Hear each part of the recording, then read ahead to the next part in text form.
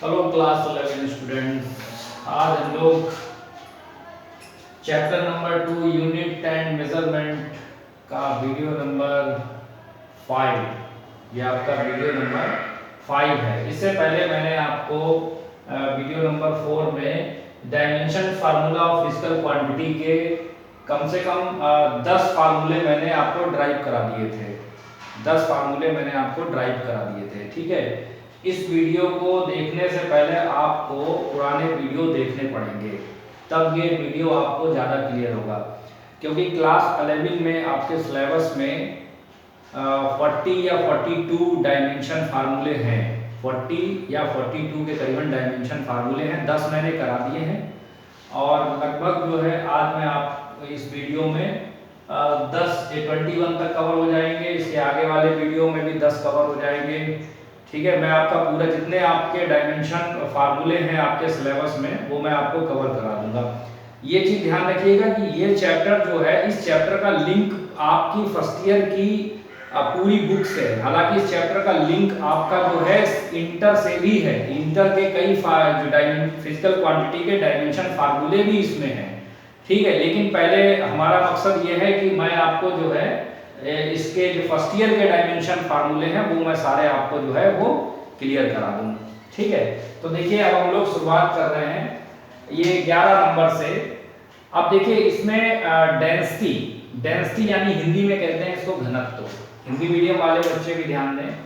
Density को हिंदी में कहते हैं घनत्व, मास को हिंदी में कहते हैं द्रव्यमान और वॉल्यूम को कहते हैं आयतन। वॉल्यूम को क्या कहते हैं? आयतन, ठीक है। इससे पहले वाले वीडियो में मैंने बताया था आपको कि जो मास होता है ये फंडामेंटल क्वांटिटी है और मास का जो रिप्रेजेंटेशन होता है, इसको रिप्रेजेंट करते हैं वो m से करते हैं। और डायमेंशन फार्मूला इस तरीके से लिखा है कि मास को m से लिखा और बड़े ब्रैकेट में इसको लिख दिया, ये बन गया आपका डायमेंशन फार्मूला मास का।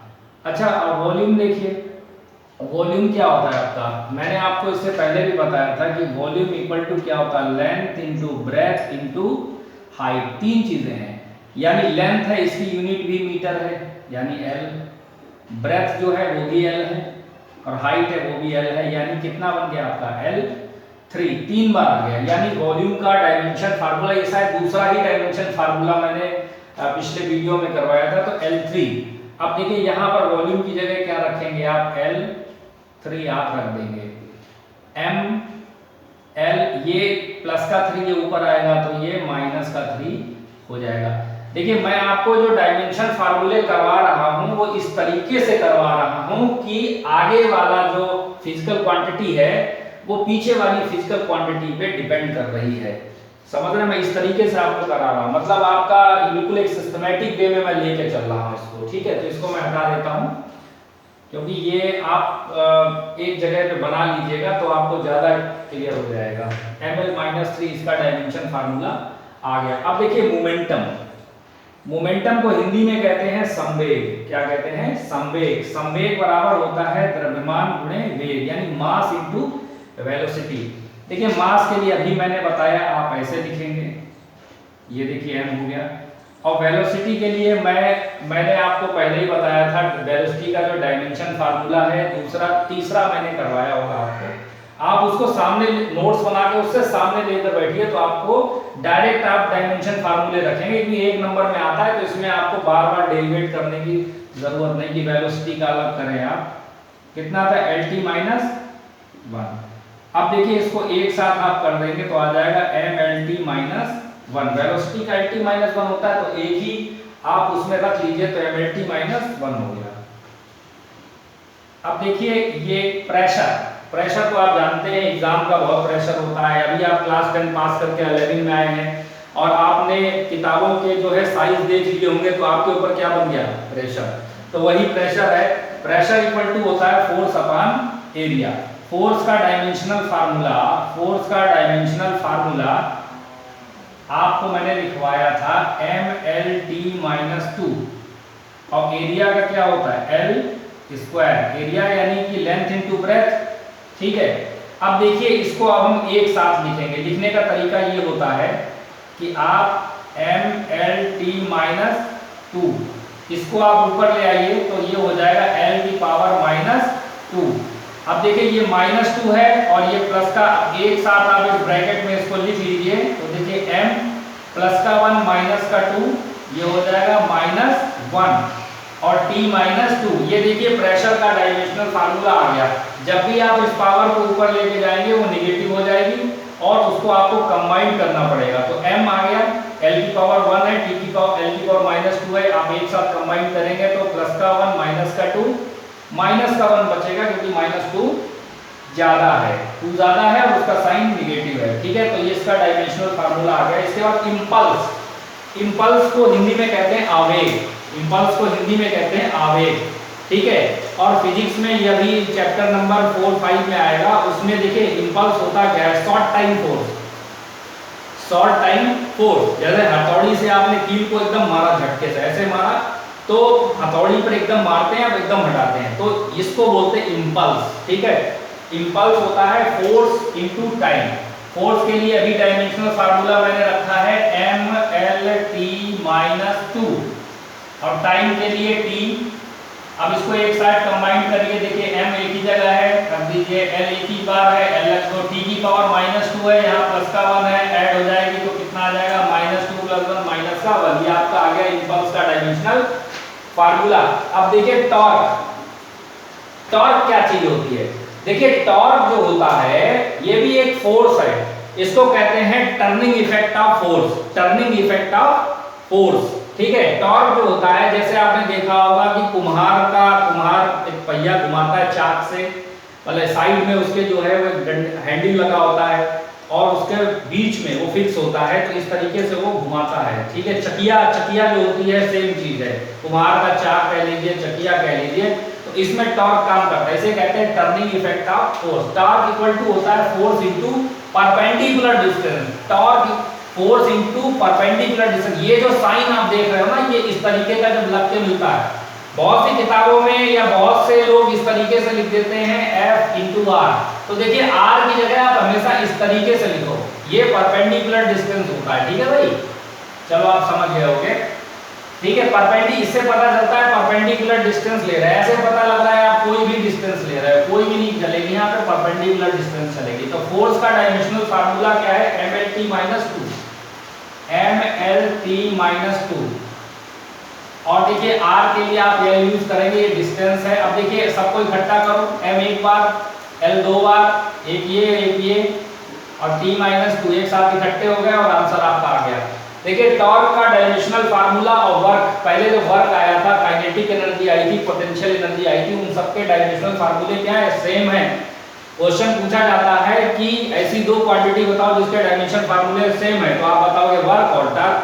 ठीक है, या आपको ये डायमेंशनल फार्मूला दे दिया जाए, पूछा जाए ये डायमेंशनल फार्मूला किन किन क्वांटिटीज का है, फिजिकल क्वांटिटी का है, कोई दो क्वांटिटी बताओ, तो आप दो बताओगे अगर आपको आती होगी। स्ट्रेस, स्ट्रेस क्या है, फोर्स अपॉन एरिया। देखिए एक तरीके से मैंने प्रेशर बताया था कि आप एग्जाम आते हैं प्रेशर में आ जाते हो, अभी रिजल्ट का प्रेशर होता है। अब आपके पास में आप 11th क्लास में आ गए, 10th से 11th क्लास में आ गए, ठीक है, अब आपके ऊपर प्रेशर क्या है, आपके अपने किताबें देखी होंगी, छोटी छोटी किताबें पढ़ के आए हैं, अब क्या एकदम आपको ग्रंथ मिल गए, फिजिक्स केमिस्ट्री में ग्रंथ मिल गए, बहुत सारे चैप्टर आ गए। ठीक है, टाइम भी अब आपके पास कम ही है। ठीक, तो अब क्या ले रहे हैं आप, स्ट्रेस। देखिए मार्कर दे दिया, स्ट्रेस आप क्या ले रहे हैं, स्ट्रेस। ठीक है, तो स्ट्रेस इक्वल टू क्या होता है, फोर्स अपॉन एरिया। तो फोर्स देखिए, फोर्स का डायमेंशनल फार्मूला क्या होता है, mLt-2, mLt-2 और एरिया L²। तो देखिए m ये 2 है, ये ऊपर 1 है, तो देखिए ये कैंसिल हो जाएगा तो नीचे ही बचेगा, या ऐसा करो ऊपर ले आओ, बाद में कर लेंगे सब। mLt-2 ऊपर लाओगे तो इंटू में हो जाएगा L की पावर -2। देखिए m L की पावर 1 है और ये -1, तो ये 1 छोटा है, -2 बड़ा है, तो इसका साइन आ जाएगा -1 t की पावर -2। अब देखिए स्ट्रेस का डायमेंशनल फार्मूला क्या है और प्रेशर का सेम आ गया, इसका मतलब जो चीज प्रेशर है वही चीज स्ट्रेस है, यानी प्रेशर भी तुम पे उतना ही पड़ेगा जितना प्रेशर जब पड़ेगा, यानी स्ट्रेस तनाव महसूस करोगे आप लोग। है स्ट्रेन क्या चीज होती है, देखिए स्ट्रेन होता है change in length upon initial length. मान लीजिए एक तार है, ये तार है, इस तार की जो लेंथ है वो L है और आपने इस पर एक फोर्स लगा दिया नीचे की तरफ, खींच के आपने इसकी लेंथ इतनी और बढ़ा दी डेल्टा L, यानी टोटल लेंथ ये आपकी बढ़ी हुई लेंथ है और ये आपकी पुरानी लेंथ है, ठीक है। तो टोटल ये आपकी change in length upon initial length यानी कि L। तो ये भी लेंथ है, ये भी लेंथ है, तो लेंथ की यूनिट क्या होती है? मीटर। इस वाली लेंथ की, इससे मतलब नहीं है कि ये ज्यादा इससे कम है, इससे मतलब नहीं। आप ऊपर देखिए क्या आ रहा है लेंथ, अगर लेंथ आ रहा है तो लेंथ का डायमेंशनल फार्मूला पहले लिखेंगे और नीचे भी इनिशियल लेंथ है तो भी इसका डायमेंशनल फार्मूला L ही रहेगा। तो देखिए दोनों ऊपर L और L आ रहा है, तो L से L कट गया तो कुछ नहीं बचा, यानी क्या बचा? 1। लेकिन यहाँ 1 नहीं लिखते हैं, यहाँ L की पावर कितना लिखेंगे? 0, यानी L0 यानी डायमेंशन लेस। ये जो स्ट्रेन है ये क्या है? Dimension less, dimension less quantity. ये भी ध्यान रखिए, कभी कभी एग्जाम में ये भी बात पूछी जाती है कि कोई दो ऐसी क्वांटिटी बताओ जो डायमेंशन लेस है, इनकी डायमेंशन नहीं होती है, ठीक है। तो ये ध्यान रखना है आपको। अब देखिए modulus of elasticity, modulus of अब इलास्टिसिटी क्या चीज होती है? देखिए अभी आप आगे आएगा तो आप पढ़ेंगे इलास्टिसिटी, आप पढ़ेंगे तो इलास्टिसिटी में क्या है कि जैसे कोई रबड़ है, रबड़ को आप ऐसे खींच दो, खींचा आपने और खींचने के बाद में क्या होगा? खींचने के बाद में आप उसे छोड़ोगे फिर से वो अपनी पोजीशन में आ जाएगी, जैसी थी वैसे ही आ जाएगी, ठीक है। इसे कहते हैं इलास्टिसिटी। यानी इलास्टिसिटी किसी बॉडी की खुद की इंटरनल प्रॉपर्टी होती है जिसके कारण वो अपनी पूर्व अवस्था को प्राप्त कर लेती है, ठीक है। अब आपको नहीं, हम तो इसे और ज्यादा खींचे करेंगे, तो जब आप उसे और ज्यादा खींचोगे तो टूट जाएगी, तो वो उसकी बात नहीं। एक अब देखिए जब ये चैप्टर आएगा तो मैं आपको उसको, जब चैप्टर आएगा तो उसके हिसाब से पढ़ाऊंगा। अभी इलास्टिसिटी समझ लीजिए। इलास्टिसिटी किसी भी बॉडी की प्रॉपर्टी होती है, इंटरनल प्रॉपर्टी, जिससे वो बॉडी अगर हम उसको खींच दें और फोर्स लगा के आपने खींचा और फोर्स हटा लिया तो फिर से वो अपनी ओरिजिनल शेप में, ओरिजिनल पोजीशन में आ जाती है। समझ गए बात आप? चलिए मॉडुलस ऑफ इलास्टिसिटी देखिए। स्ट्रेस का डायमेंशन फार्मूला ये रहा, याद होना चाहिए आपको। ये सब सबसे ज्यादा जरूरी है, ये फार्मूले याद होने। जब फार्मूले नहीं याद होगे तो ये नहीं निकाल पाएंगे आप। ml -1 t -2 ये चीज आ गई। और स्ट्रेन की तो डायमेंशन होती ही नहीं है, ये तो 1 ही है। कुल मिला के लिखा हमने ऐसे, लेकिन है ये 1 ही, तो यही उतर आया।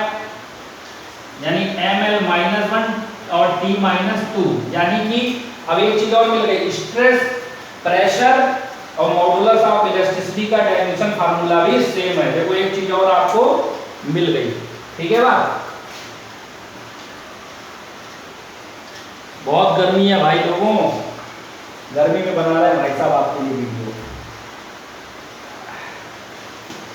चलिए, और आप लोग पढ़ोगे नहीं तो फिर हम लोगों को खराब लगेगा, बहुत मेहनत से बनाया जा रहा है आपके लिए। सरफेस टेंशन, सरफेस टेंशन क्या है? Force upon length. तो फोर्स का देखिए डायमेंशन फार्मूला मैंने अभी बताया। देखिए फोर्स कई जगह आया है, तो आपको ये ध्यान रखना है, आप इसको याद कर लीजिए। mlt -2 और लेंथ के लिए L। देखिए L से L कट गया, कितना आ गया? mt -2। ये डायमेंशनल फार्मूला आ गया।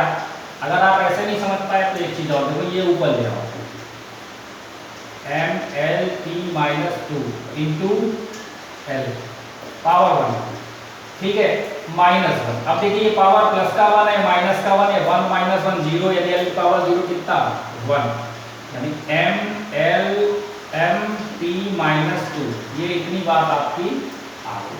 अब देखिए ग्रेविटेशनल फील्ड, ग्रेविटी तो जानते हैं। ग्रेविटी अगर ना होती तो आप इस पृथ्वी पर ना होते, आप कहीं होते, कल हम कहीं होते, सबको इधर उधर हो जाता। तो इस ग्रेविटी के कारण ही आप पृथ्वी पर हैं। यानी कि और एक हर चीज का एक अपना एरिया होता है, एक अपनी क्षेत्र होता है कि जहां तक वो चीज आप महसूस कर सकते हैं, उसी को कहते हैं हम फील्ड। इसे कहते हैं वातावरण। मान लीजिए पहाड़ों पे सर्दी पड़ रही है तो वहां एक ठंडा इलाका है, जब वहां से आप यहाँ आ जाएंगे मैदानी इलाके में तो गर्मी पड़ने लगेगी, मतलब गर्मी लगने लगेगी, ठंड की मात्रा जो है वो क्वांटिटी कम हो जाएगी। तो जहां तक ठंड मौजूद थी वो क्या है? एक फील्ड है, एक क्षेत्र है, ठीक है। उसी तरीके से पृथ्वी का भी एक अपना फील्ड होता है, क्षेत्र होता है, जहां तक वो अपनी ग्रेविटेशनल फील्ड लगा रही है और आप वहां पर मौजूद हैं। तो क्या ग्रेविटेशनल फील्ड का फार्मूला क्या था, फोर्स जो पृथ्वी आप पर लगा रही है, और किस पर लगा रही है, आप पर, आपका मास या जो बॉडी होगी उसका मास और जो फोर्स पृथ्वी आप पर लगा रही है, तो F अपॉन m, तो ये रेशियो है, इस रेशियो को क्या कहते हैं, ग्रेविटेशनल फील्ड। क्योंकि देखिए ये रेशियो क्या है, देखिए ये रेशियो जो है, ये रेशियो आपको ये बता रहा है कि फील्ड हर जगह अलग अलग होगी। जैसे आप कहीं पे ठंड पड़ रही है तो कहीं ज्यादा ठंड पड़ रही है, कहीं कम ठंड पड़ रही है, तो क्या हुआ कि हर जगह डिफरेंट, यानी जो एक क्षेत्र होता है, क्षेत्र का प्रभाव हर जगह सेम नहीं होता, हर जगह क्या होता है, कहीं ज्यादा होगा, कहीं कम होगा, ठीक है, कहीं पे खत्म भी हो सकता है, ठीक। उसी तरीके से ग्रेविटेशनल फील्ड है, यानी पृथ्वी का क्षेत्र है, कहीं पर कहीं तक होगा, अभी यहाँ ज्यादा है, कहीं कम हो रहा होगा, ठीक है। तो हर, इसीलिए ये एक रेशियो में बात आती है, जो चीजें अर्थ के नजदीक है उन पर ग्रेविटेशनल फील्ड ज्यादा होगी और जो दूर है उन पर कम हो जाएगा, ठीक है। यानी एक क्षेत्र हर जगह एक जैसा नहीं होता है, क्षेत्र हमेशा बदलता रहता है। जैसे आपका अपना एक क्षेत्र है, आपका अपना प्रभाव है, आपके मोहल्ले में आपको सब जानते हैं, पड़ोस के मोहल्ले में आपको 2-4 लोग जानते होंगे, और दूर के मोहल्ले में आपको कोई नहीं जानता होगा, ठीक बात। तो इसी तरीके से आपका भी फील्ड क्या है, वो कमजोर होता चला जाता है, समझ गए, हर जगह एक जैसा नहीं है। चलिए लंबी बात हो गई। अब देखिए फोर्स का जो फार्मूला है क्या होता है, अभी मैंने लिखा था mLT-2, ये सही से ब्रैकेट बनाइएगा, टेढ़ा मेढ़ा बन गया तो नंबर भी चले जाएंगे। तो मास ये इस तरीके से आ गया मास, अब इसको ऊपर लेके आओगे, चलिए ले आइए, mLT-2 इंटू m की पावर आ जाएगी -1, नीचे प्लस का है तो ऊपर माइनस, अब ये प्लस का m माइनस का m कैंसिल, कितना बचा LT-2। तो ये आपका डायमेंशनल फार्मूला किसका हुआ, ग्रेविटेशनल फील्ड का आ गया। अब आ जाइए पोटेंशियल, पोटेंशियल भी एक रेशियो है, इसका मतलब ये भी, देखिए जो चीजें रेशियो में होती हैं वो हर जगह चेंज होती रहती हैं, वो बदलती रहती हैं। अब देखिए ग्रेविटेशनल पोटेंशियल क्या, वर्क डन mL²T-2, ठीक है, mL²T-2, और मास, इसको देखिए ये मैंने कैसे लिख दिया, क्योंकि वर्क का डायमेंशनल फार्मूला हम लोग पीछे निकाल चुके, इसीलिए मैंने सीधे लिख दिया इसका mL²T-2, और मास को m से लिखेंगे। अब देखिए m ऊपर लेके आएंगे तो आ जाएगा mL²T-2 इंटू m की पावर -1। अब देखिए m प्लस का है और ये माइनस का है, m प्लस का है, माइनस खत्म हो जाएगा, केवल क्या बचा आपका L²T-2।